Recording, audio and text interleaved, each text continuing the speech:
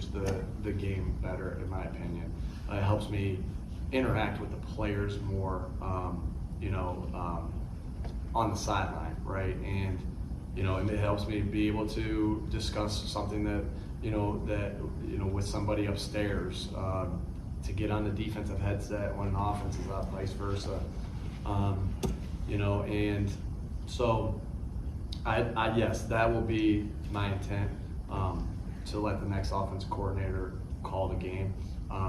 And again, I feel like we've seen benefits from that. Again, I just feel like my ability to manage the game, I feel like I do a better job managing the game when I don't have and some guys do it, and they do a great job of it, and I'm highly impressed by that. For me, what works is this, and I'll continue doing it that way. I think obviously we want to keep our best players here for the long term, and he's certainly one of our best players. So that's something we'll keep all the contract talks internal, but we definitely would like to keep it.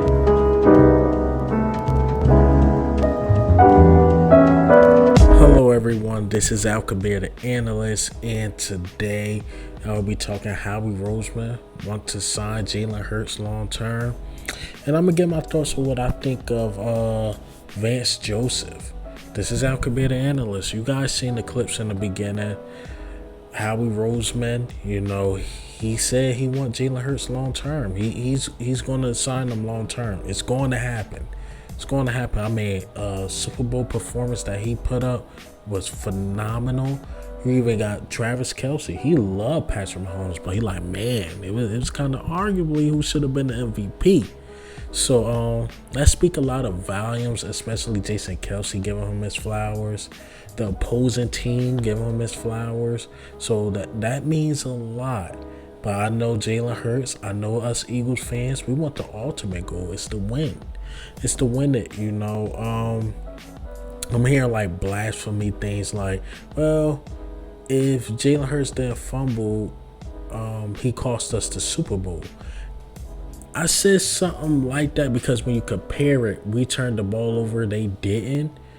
But if you want to put blame on Jalen Hurts, you got to put like 3%.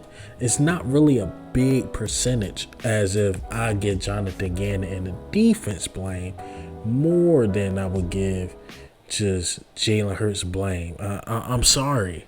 It is what it is. So, yeah, man, I would definitely give more blame to the defense, to having no running game besides Jalen Hurts, not being aggressive on offense. Like, it was a lot of other things. But if you want to blame that because he watched the touchdown by getting a touchdown the very next drive. Now, it would have been great if we just would have won up, 21-7. That would have been great. But it didn't happen. He watched the touchdown.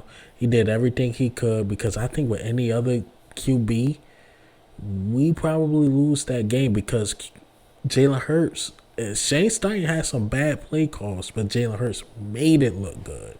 So, yeah, man, that's why I think Howie Roseman want to sign him. He's seen it. It's great to hear that, and I think I also put this in the beginning as well.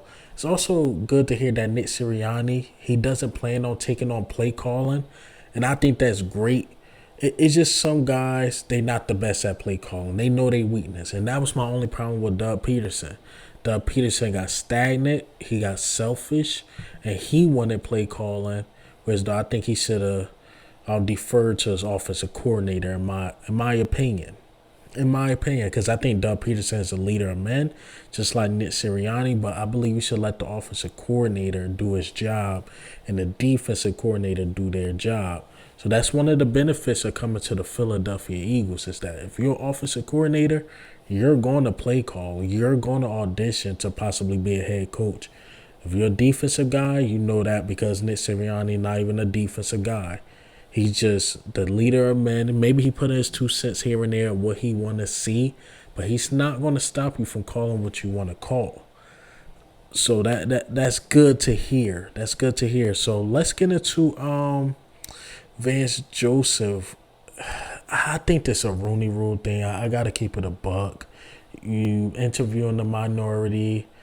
To me, he is. They say he's a lead candidate with us and the Broncos, but to be honest, I really don't want him. I just don't. Never really had a top 10 defense. When he was with Miami, wasn't really that good. When he was a head coach with the Broncos, wasn't that good. Even though a head coach and defensive coordinator is different. He went to the Cardinals defensive coordinator. I mean, they blitzed a lot, but besides blitzing, he's a Jonathan Gannon 2.0. Soft zones, man-to-man here and there.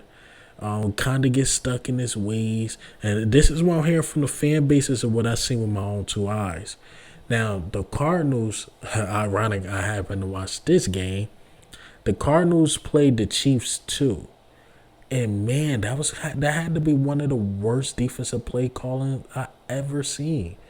What, Patrick Mahomes was like 30 for 39 on that defense?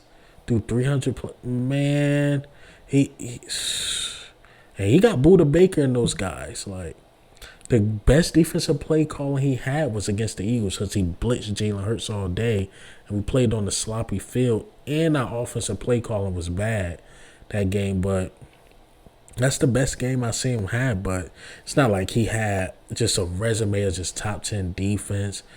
And I don't know why he's a lead candidate or why we want him. Maybe we want to blitz more. I think the Cardinals was like second or third in blitz last season or this season, whatever you want to say. I'm not a fan of the guy. I'm sorry. The stuff I seen, I'm sorry, man. I don't get the hype. I just don't see it.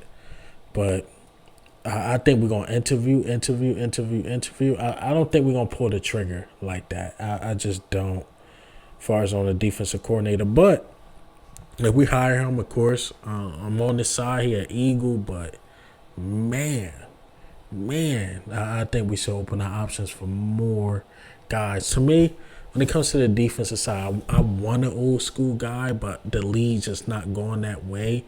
Tell you, it's going to be some underrated guy we don't know, like a linebacker coach or a defensive line coach or something.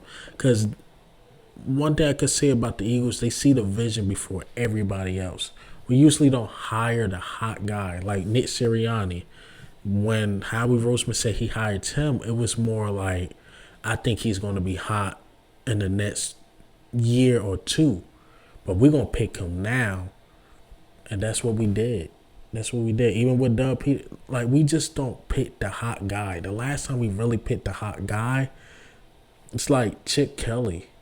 And, Chip Kelly was successful for literally a little bit, but then he fell off the Rams. Even when you think of Andy Reid, he was a quarterback coach for the Packers. Like, we don't really hire the hot guy. So, Vance Joseph, best of luck to you, man. You're the hot candidate. You're going to be hired somewhere. But, man, no offense. I just hope it ain't with Philly, man. I'm sorry. You remind me again of way too much, man. But, hey, man, what do you think? How do you feel, man? Nick Sirianni said he will let the offensive coordinator play call. Jalen Hurts here for a long time. Let's see how he structured that contract, Howie Roseman. And Vance Joseph, man. How do we feel? But this is Al Kabir, the analyst. Ghost. Hey. YOLO.